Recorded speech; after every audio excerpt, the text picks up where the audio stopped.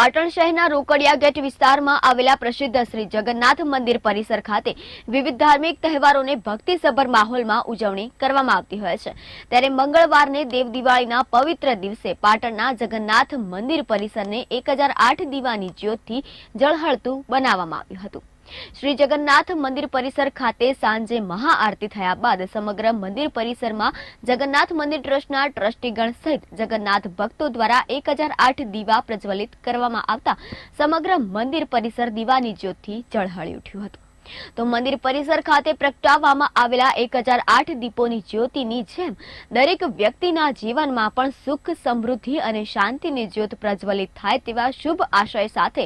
जगन्नाथ मंदिर ट्रस्टना ट्रस्टीगण सहित जगन्नाथ भक्तों द्वारा भगवान जगन्नाथ सन्मुख प्रार्थना करी लोकोनुं जीवन पण प्रकाशमय बने ते माटे सनातन धर्मनी हजारों वर्ष जूनी प्राचीन परंपराना जतन माटे सौए संकल्प ग्रहण करीने आ धार्मिक उत्सवनी उजवणीने यादगार बनावी हती।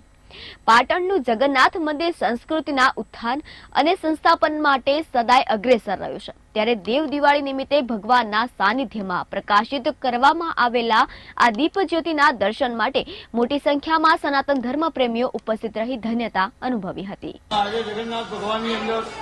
કે દેવ દિવાળી હોવાથી ભગવાનને સાંજે 7 વાગ્યાથી લાઇટો બંધ કરી દેવામાં આવી છે અને એમાં जगन्नाथ मित्र मंडल जो महिला मंडल है एमना तरफथी 1008 दीवा